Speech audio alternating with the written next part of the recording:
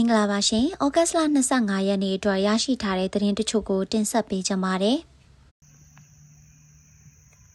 ရှမ်းပြည်နယ်တောင်ပိုင်းကလောမြို့နယ်တီခေါင်ကျိုးပြင်ကာကွယ်တော်ရေဝေရေလဲထိန်သိမ်းရေးနယ်မြေမှာဒီကနေ့ဩဂတ်စ်လ25ရက်နေ့နောက်ပိုင်းကကမ္ဘောဇဖောင်ဒေးရှင်းနဲ့နာယကဦးဆောင်တဲ့ရှမ်းတောင်ပရာဟိတညီနောင်များကွန်ရက်နဲ့ရှမ်းပြည်နယ်တစ်တော်ဦးစီးဌာနတို့ပူးပေါင်းပြီးပြင်ဆမအကြိမ်မြောက်အဖြစ်2026ခုနှစ်မိုးရာသီတစ်ပင်စိုက်ပျိုးပွဲကိုပြုလုပ်ခဲ့တယ်လို့သိရပါတယ်။အဲ့ဒီစုပေါင်းတစ်ပင်စိုက်ပျိုးပွဲကိုကမ္ဘောဇဖောင်ဒေးရှင်းနဲ့ရှမ်းတောင်ပရာဟိတညီနောင်များကွန်ရက်တို့ရဲ့ဦးဆောင်နာယကကြီးဦးအောင်ကိုဝင်းနဲ့ကမ္ဘောဇအုပ်စုကတာဝန်ရှိသူတွေဌာနဆိုင်ရာဝန်ထမ်းတွေကမ္ဘောဇဘဏ်ဝန်ထမ်းတွေရှမ်းတောင်ပရာဟိတညီနောင်များကွန်ရက်ရဲ့မိဖက်ပရာဟိတအသင်းကအဖွဲ့ဝင်တွေတက်ရောက်ခဲ့ကြတာပါဟဲဟိုးဆယ်ရေဝေရေလဲထိန်သိမ်းရေးအတွက်စိုက်ပျိုးတာဖြစ်ပြီးအခုစိုက်ပျိုးမှုဟာပြင်ဆမအကြိမ်မြောက်ဖြစ်ကြောင်းအရင်ကလည်းအင်းခေါင်ဆယ်ဝန်းကျင်နေရာတွေမှာစိုက်ပျိုးထားတဲ့အကြောင်းနောက်ထပ်လည်းမိုးရာသီတစ်ပင်စိုက်ချိန်အမီစိုက်ပျိုးဖို့အစီအစဉ်ရှိနေသေးတယ်လို့တစ်ပင်စိုက်ပျိုးပွဲကိုပါဝင်တက်ရောက်ပြီးတစ်ပင်စိုက်ပျိုးခဲ့တဲ့တာဝန်ရှိသူတို့ကပြောဆိုခဲ့ပါတယ်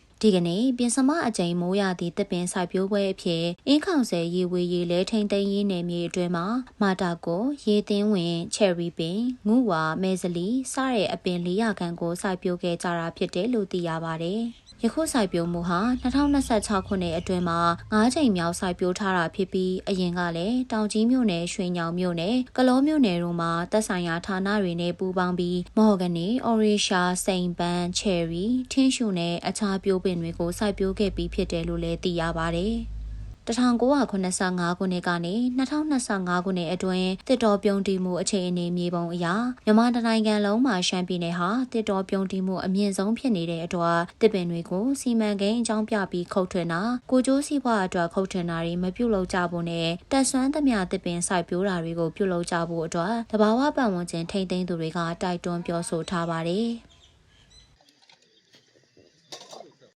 တောင်ကြီးမြို့နယ်လင်းလီကျေးရွာကအမိုက်ကျင်းနေရာကိုယမန်နေ့ဩဂတ်စ်လ24ရက်နေ့ကရှမ်းပြည်နယ်အစိုးရအဖွဲ့ဝင်ပြည်내စီပင်တာယာရေးဝန်ကြီးခွန်ထွန်းဖြူတောင်ကြီးမြို့နယ်ပြည်သူ့လွှတ်တော်ကိုယ်စားလှယ်နန်းကျင်နဲ့ရှမ်းပြည်နယ်လွှတ်တော်ကိုယ်စားလှယ်တွေဌာနဆိုင်ရာတာဝန်ရှိသူတွေတွားရောက်ကွင်းဆင်းကြည့်ရှုခဲ့ကြတယ်လို့သိရပါတယ်ဇလဲကျေးရွာကတောက်သုံးရေကန်အတွင်းမှာငါးတွေတေဆုံးနေတာနဲ့အနီးဝန်းကျင်မှာအနံဆိုးတွေထွက်ပေါ်နေတာဟာလင်းလီအမိုက်ကျင်းကြောင့်ဖြစ်တယ်လို့ဝေဖန်မှုတွေရှိနေတဲ့အတွက်ပြည်내ဝန်ကြီးနဲ့လွှတ်တော်ကိုယ်စားလှယ်တွေကတွားရောက်ကွင်းဆင်းကြည့်ရှုခဲ့ကြတာဖြစ်ပြီးဇလဲကျေးရွာဖုံတော်ကြီးကျောင်းဓမ္မယုံမှာဒေသခံလူထုနဲ့တွေ့ဆုံခဲ့ကြတာပါ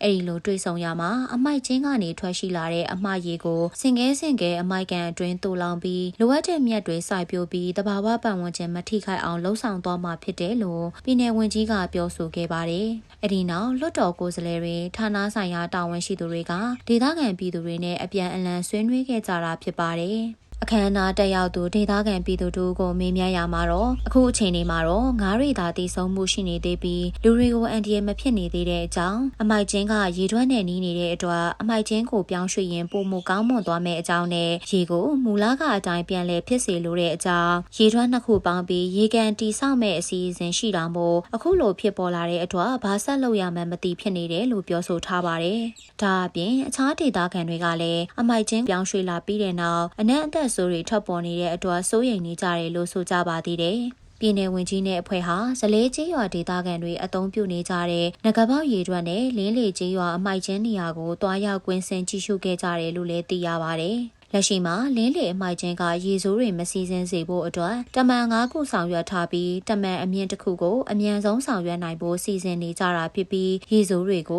ကြောက်သေးကြောင်မီးသွင်းနဲ့ဘာတီဘာမြက်တွေအဆင့်ဆင့်အသုံးပြုပြီးတဘာဝနီးနဲ့တန့်စင်သွားမယ်လို့သိရပါတယ်။ရေအယောင်ပြောင်းလဲတာငါးတွေတည်ဆုံးတာနဲ့ပတ်သက်ပြီးပြည်သူ့ကျန်းမာရေးနဲ့ကုသရေးဦးစီးဌာနကဩဂတ်စ်လ12ရက်နေ့မှာရေနမူနာရယူပြီးရန်ကုန်မြို့မှာရှိတဲ့အမျိုးသားဓာတ်ခွဲဌာနကိုပို့ဆောင်ဓာတ်ခွဲစမ်းသပ်စစ်ဆေးခဲ့ရမှာရေရင်းပျော်ဝင်အောက်ဆီဂျင် 1.5 ppm သာရှိလို့အောက်ဆီဂျင်ပြက်လက်ပင်ငါးတွေတည်ဆုံးရတာဖြစ်တယ်လို့အဖြေထွက်ရှိခဲ့တာပဲဖြစ်ပါတယ်။ဒါအပြင်ရေအတွင်းမှာဘက်တီးရီးယားပိုးတိုတယ်ကိုလီဖွန်90နဲ့မစင်ပိုးဖေကယ်ကိုလီဖွန်30တို့အများအပြားပါဝင်နေတာကြောင့်ရေကိုအစိမ်းအတိုင်းတောက်ဖို့လုံးဝမသင့်တော်တဲ့အကြောင်းနဲ့အာဆင်းနစ်နဲ့ခဲပါဝင်မှုကတော့ဘေးကင်းဆန်တုံးတွင်မှရှိနေတယ်လို့ဓာတ်ခွဲအဖြေမှာပါရှိထားပါတယ်။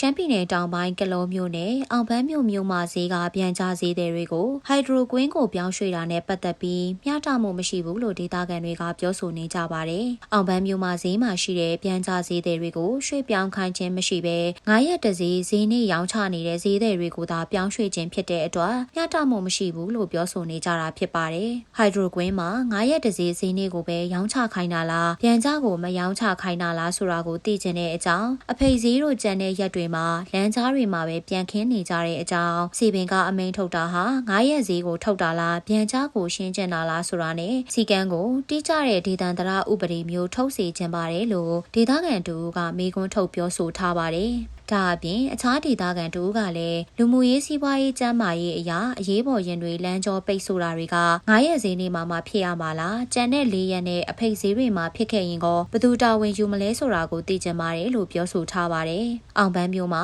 9ရက်တဈေးနေ့တိုင်းပြန်ကြားဈေးတွေကြောင့်အနီးဝန်းကျင်ကနေအိမ်တွေမှာတန့်ရှင်းမှုမရှိတာနဲ့အရေးပေါ်ရင်မီးတပ်ကားတွေတွာလာရမှာရင်ကျောပိတ်ဆိုတာတွေမရှိစေဖို့အတွက်ဆိုပြီးမြို့မဈေးပတ်လည်က9ရက်တဈေးရောင်းချနေတဲ့ပြန်ကြားဈေးတွေကိုပြီးခဲ့တဲ့ဩဂတ်စ်လ2ရက်နနက်ပိုင်းကစတင်ပြီးဟိုက်ဒရိုကွင်းကသတ်မှတ်နေရာတွေကိုပြောင်းရွှေ့ထားတာဖြစ်တယ်လို့သိရပါတယ်။ဟိုက်ဒရိုကွင်းအတွင်းမှာရောင်းချတဲ့ပြန်ကြားဈေးတွေအနေနဲ့မနက်9နာရီကနေနေ့လယ်2နာရီအထိသာသတ်မှတ်ထားတဲ့နေရာမှာရောင်းချရမှာဖြစ်ပြီးသတ်မှတ်နေရာပြင်ပကိုကျူးကျော်ရောင်းချတာမိမိရရှိထားတဲ့နေရာကိုအခြားသူများသို့လွှဲပြောင်းငှားရမ်းရောင်းချတာကိုခွင့်မပြုတဲ့အကြောင်းစီပင်သာယာရေးဌာနကထုတ်ပြန်ထားပါတယ်။